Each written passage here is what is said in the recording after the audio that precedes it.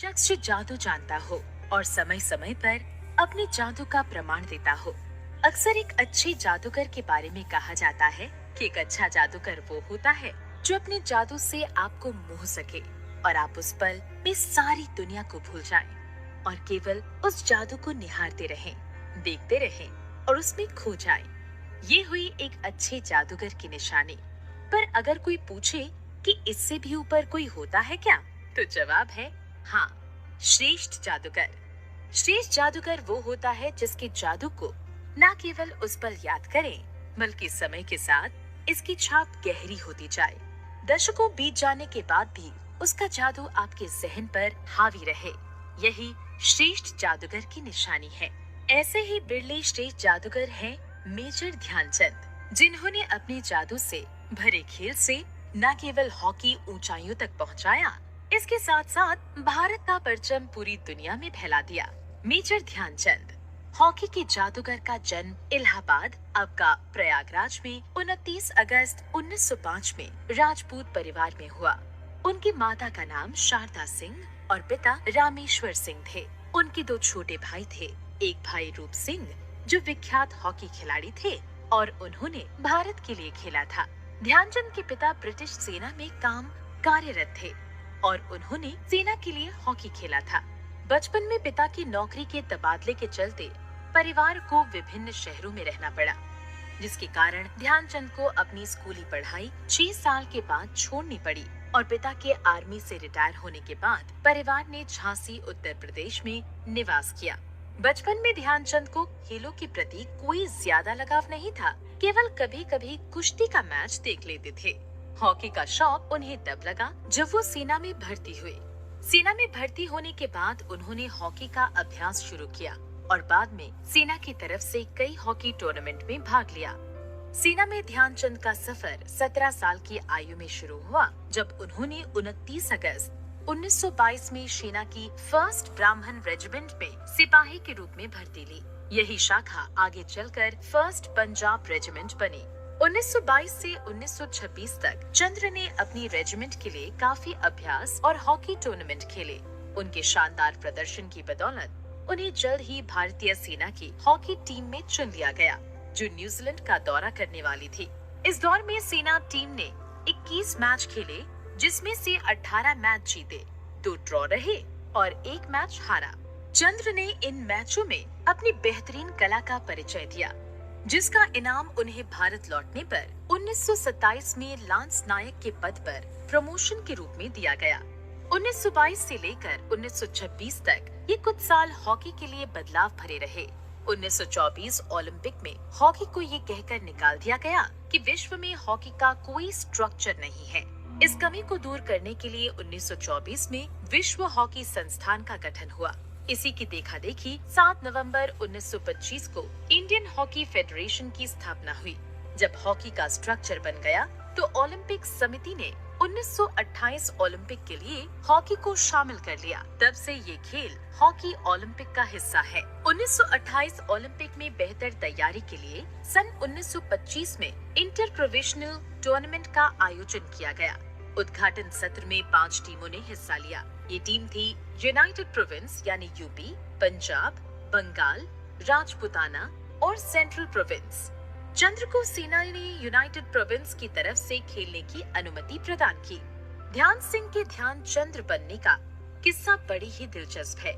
दरअसल ध्यान सिंह दिन भर सेना में अपनी सेवा देते थे और हॉकी से लगाव इतना गहरा था कि रात में वे हॉकी का अभ्यास करते थे। लेकिन उस वक्त ना तो फ्लड लाइट की सुविधा थी और ना ही कोई और वैकल्पिक स्रोत, इसलिए ध्यान सिंह को चांद की रोशनी का इंतजार करना पड़ता था। जब चांद की रोशनी होती तब ध्यान सिंह अपना हॉकी का खेल निखारते। इसी घटनाक्रम से लोग बहुत प्रभावित हुए और उनके साथ खिलाड़ियों ने उन्हें चंद्र कहना शुरू कर दिया और ध्यान सिंह ध्यानचंद बन गए। 1928 ओलंपिक की तैयारी के लिए शुरू हुए टूर्नामेंट के पहले मैच में ध्यानचंद ने सेंटर फॉरवर्ड में खेलते हुए शानदार प्रदर्शन किया। टूर्नामेंट के पहले मैच में शुरुआत के 3 मिनट में ध्यानचंद ने अपनी जादुई खेल से गोल कर दर्शकों के दिल में अपनी उपस्थिति दर्ज करा दी।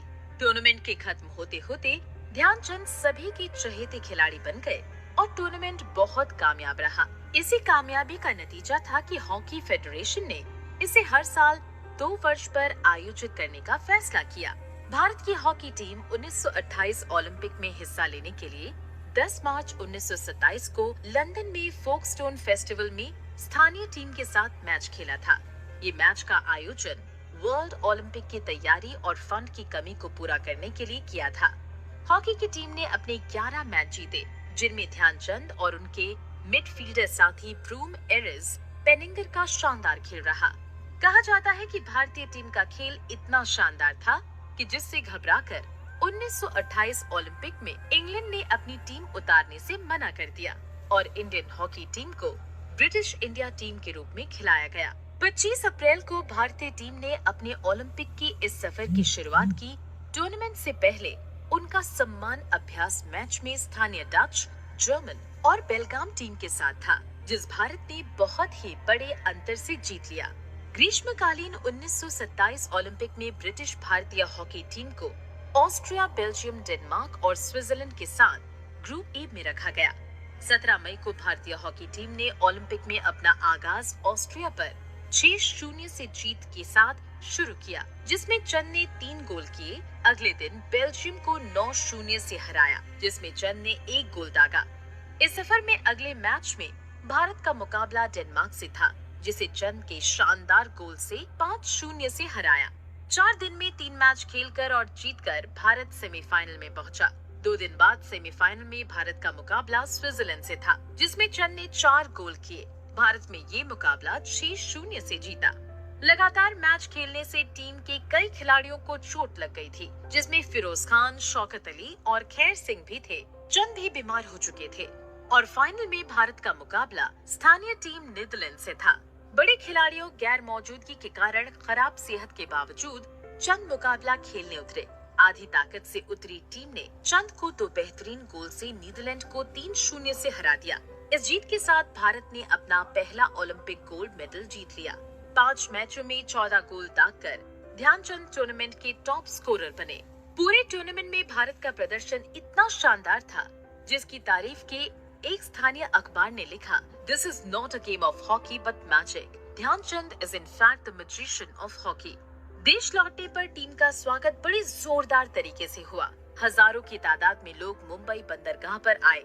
टीम ने शानदार प्रदर्शन का अंदाजा इस बात से भी लगाया जा सकता था कि टीम ओलंपिक खेलने के लिए गई थी, तब उसे छोड़ने केवल 3 लोग आए थे और टीम की वापसी पर हजारों लोग उनका अभिवादन कर रहे थे।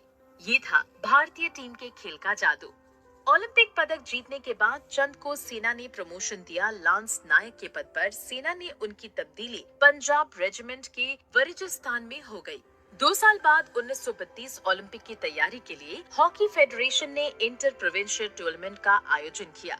हॉकी फेडरेशन ने सेना से चंद का टूर्नामेंट में भेजने के लिए अनुमति मांगी, जिसे सेना से मना कर दिया। उसके बाद चंद ने अपना अभ्यास जारी रखा।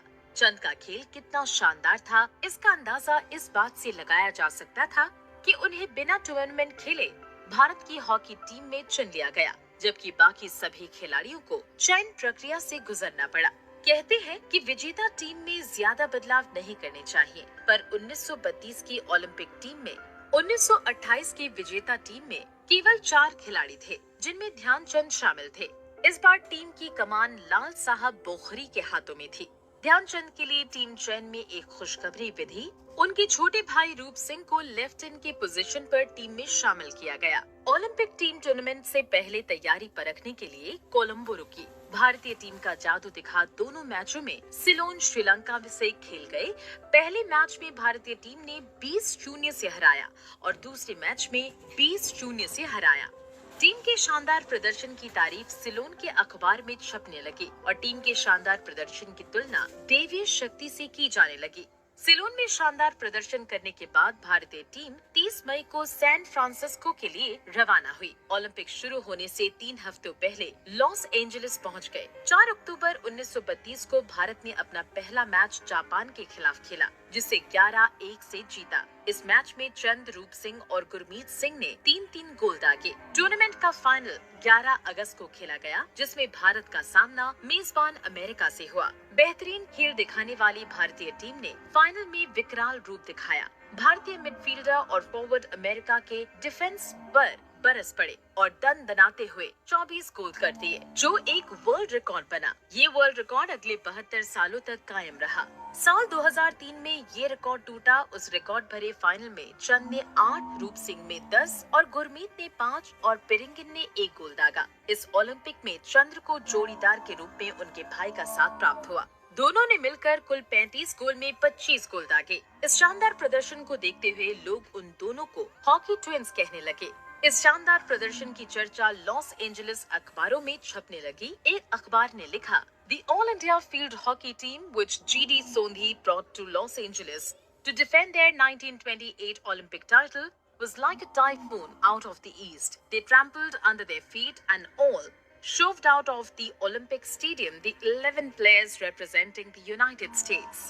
ओलंपिक के बाद भारतीय टीम ने लॉस एंजलिस में यूनाइटेड स्टेट 11 के साथ एक मैच खेला, जिसे 24-1 से जीत लिया। न्यूयॉर्क के बाद भारतीय टीम का दौरा इंग्लैंड का था, जो काफी थका देने वाला था। 15 दिन के पखवाड़े में विभिन्न देशों में 9 मैच खेले गए, जिसमें 4 अंतर्राष्ट्रीय मैच नीदरलैंड, जर्मनी, चेक और हंगरी से थे। टीम ने इसके बाद अपना खर्चा निकालने के लिए सिलोन और भारत में मैच खेला। टूर्नामेंट के अंत तक भारत ने 37 मैच खेले थे, जिसमें 34 जीते, 2 ड्रॉ और 1 रद्द हुआ। ध्यानचंद के खेल का असर इन आंकड़ों से पता चलता है कि कुल 338 गोल में 133 गोल ध्यानचंद ने किए थे। इस शानदार प्रदर्शन के बाद उन्हें भारत में हॉकी का जादूगर कहा जाने लगा। अगले कुछ साल ध्यानचंद के लिए घरेलू टूर्नामेंट में काफी अहम रहे। साल 1933 में उन्होंने अपनी घरेलू टीम झांसी हीरोज की तरफ से बेटन कप में भाग लिया, जो उस समय का भारतीय हॉकी का सर्वश्रेष्ठ टूर्नामेंट था। इसी कप में ध्यानचंद की जिंदगी का सबसे अच्छा मैच खेला। इसके बारे में उन्होंने लिखा था, If anybody asked me which was the best match that I played in, I will unhesitantly say that it was the 1933 Beaton Cup final between Calcutta Customs and Jhansi Heroes. Calcutta Customs was a great side those days.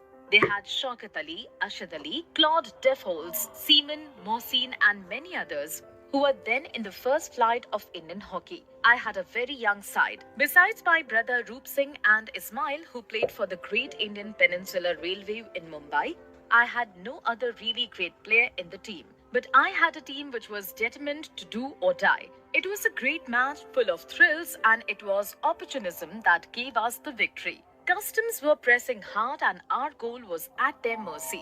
Suddenly I broke through and from midfield gave a long through pass to Ismail, who ran with Jesse Owens' speed half the length of the ground.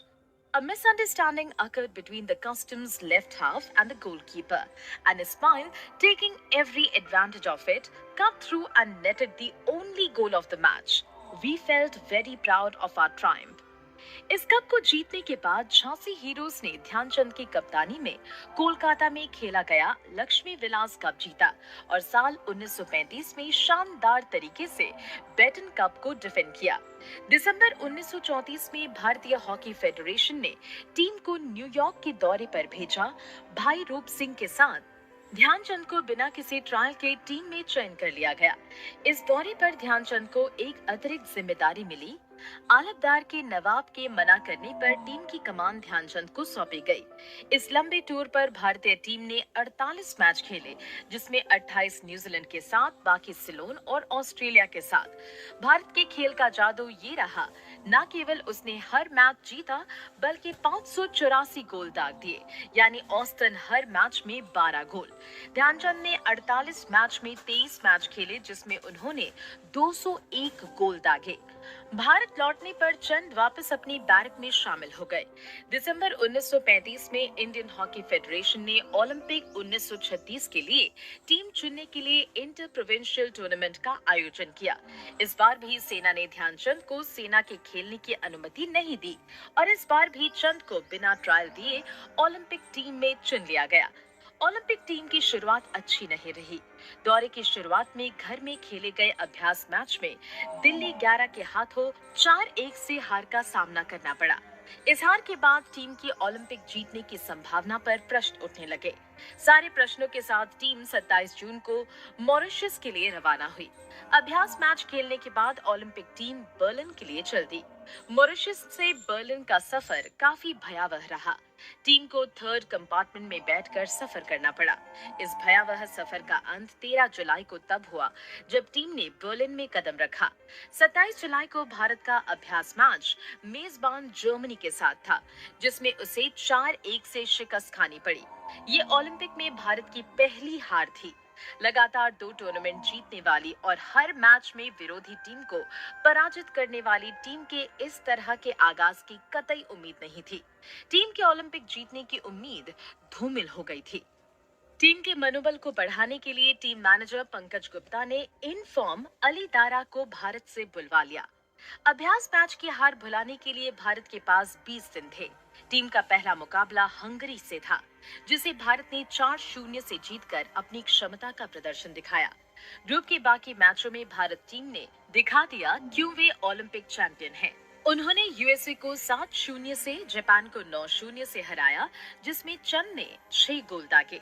भारतीय team का चौथा match semifinal match था, जिसमें उनका सामना France से था। इस मुकाबले में चंद की शानदार 4 गोल की बदौलत टीम 10-0 से जीतने में सफल रही। दूसरे सेमीफाइनल में मेजबान जर्मनी ने डेनमार्क को 6-0 से हराकर फाइनल में प्रवेश किया। 19 अगस्त को फाइनल था भारत और जर्मनी के बीच। अभ्यास मैच की हार का असर दिख रहा था। लोग कहने लगे थे कि भारत और गोल्ड मेडल के बीच में कोई टीम आ सकती है, तो वो है जर्मनी, और इस बार का गोल्ड मेडल जर्मनी का है। इन सब बातों का असर टीम के खिलाड़ियों पर काफी था। मैच की सुबह सभी खिलाड़ी काफी नर्वस थे। उनकी नर्वसनेस को दूर करने के लिए टीम के मैनेजर पंकज गुप्ता ने टीम को लॉकर रूम में बुलाया। मीटिंग के दौरान उन्होंने कांग्रेस ट्राई कलर फ्लैग को सामने रखा और कहा कि हमें इसके लिए मैच खेलना है और जीतना है। इससे सभी खिलाड़ियों में जोश का संचार हुआ। सभी खिलाड़ियों ने झंडे को सैल्यूट किया, प्रे किया और शेर की तरह मैदान पर खेलने के लिए उतरे। पहले हाफ में हॉकी का खेल तेज गति पर खेला गया। भारतीय टीम जर्मन टीम पर चढ़कर खेल रही थी। हमेशा आक्रामक खेल दिखाने वाली जर्मन टीम रक्षात्मक मुद्रा में आ गई। सारी ताकत डिफेंस में झोंकने के बाद भी जर्मन पहले भाग के खत्म होते होते 1-0 से पीछे थी। मध्यांतर के बाद दूसरे हाफ में भारतीय टीम ने हमले तेज कर दिए, जिससे जर्मन का डिफेंस पूरी तरह बिखर गया और भारत ने मैच 8-1 से जीत लिया, जिसमें चंद ने 3, दारा ने 2, रूप सिंह और जफर ने 1-1 गोल किया। कई मीडिया रिपोर्ट्स ने इस मैच की रिपोर्टिंग अलग तरीके से की। उन्होंने दावा किया कि फाइनल मैच ने चंद के 6 गोल दागे और भारत ने 8-1 से मैच जीता, जबकि अंतर्राष्ट्रीय हॉकी फेडरेशन ने 3 गोल की बात स्वीकार की है। इस मैच का जिक्र करते हुए ध्यानचंद ने अपनी आत्मकथा गोल में लिखा, When Germany was 4 goals down, a ball hit Allen's bat and rebounded. The Germans took full advantage of this and made a rush, netting the ball before we could stop it. That was the only goal Germany would score in the match against R8, and incidentally, the only goal scored against India in the entire Olympic tournament.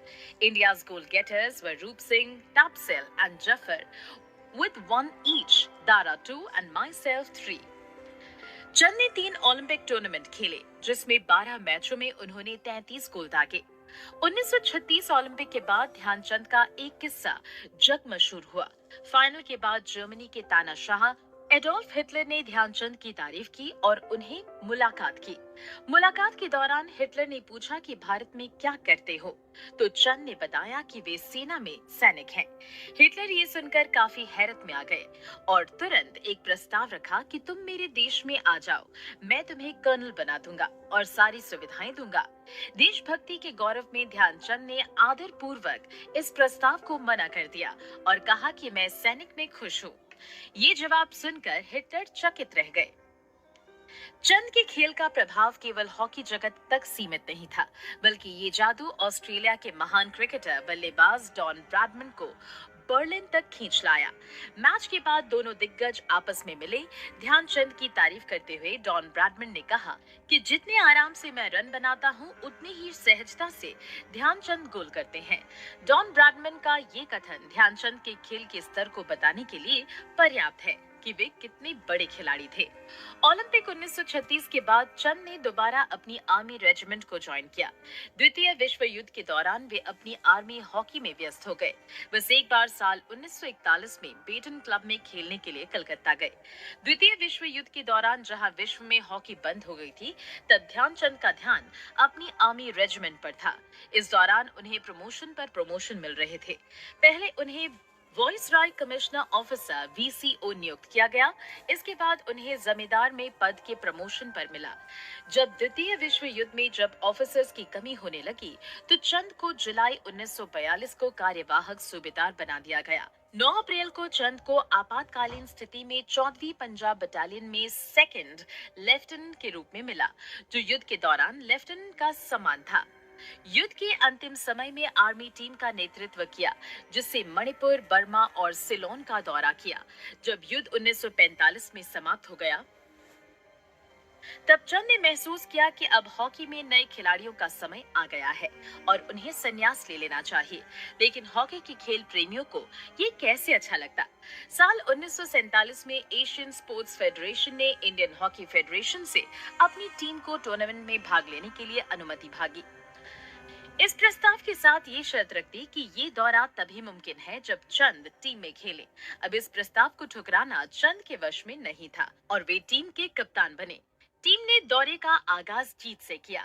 23 नवंबर को team Bombay चली और 15 दिसंबर को मोबनसा पहुंची, जहां उसने 9 match खेले और सारे मैच जीते। दौरे के अंत तक उम्र के 40वें साल में होने पर शानदार प्रदर्शन किया।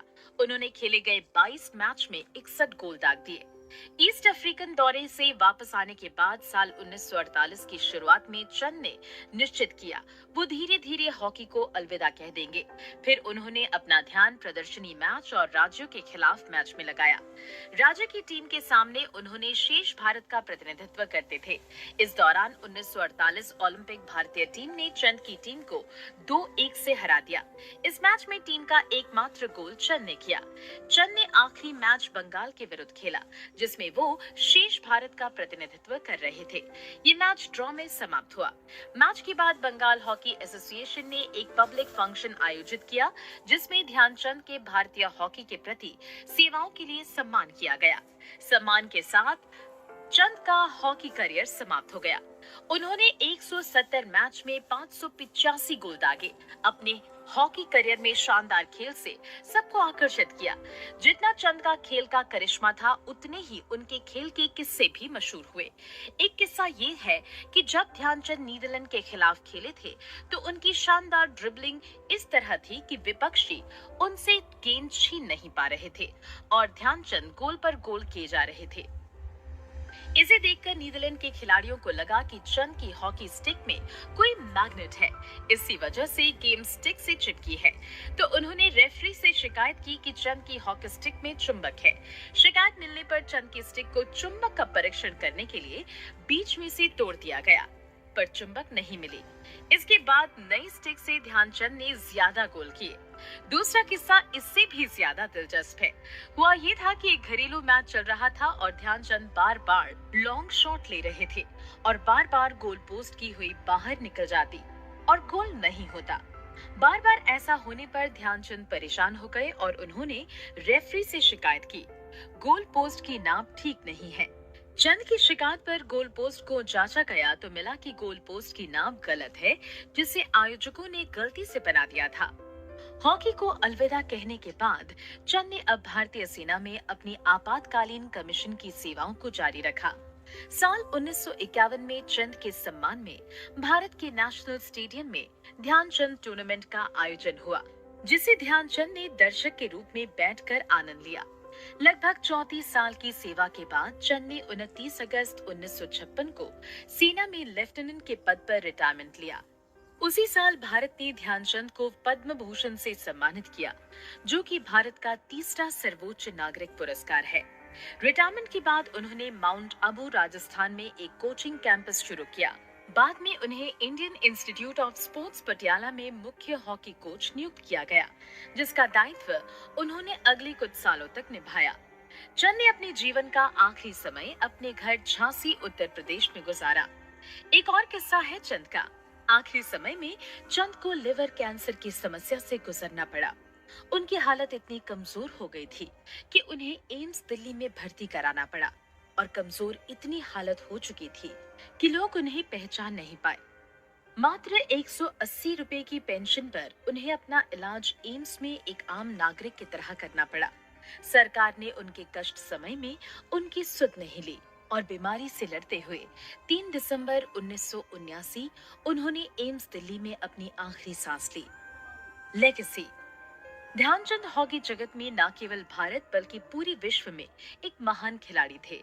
उनकी लाजवाब ड्रिबलिंग स्किल, हॉकी स्किल को खेल से जुड़े लोगों ने अपने अपनी पूरी तरह से ग्लोरीफाई किया और उसे किस्से के रूप में याद किया। ध्यानचंद न केवल अपनी पीढ़ी के सुपरस्टार थे, बल्कि उन्होंने आने वाली कई पीढ़ियों को हॉकी की तरफ आकर्षित किया। बहुत सारे हॉकी प्लेयर्स ने ध्यानचंद को अपना आदर्श बताया है और उन्हीं के नक्शे कदम पर चलते हुए हॉकी खेलना शुरू किया।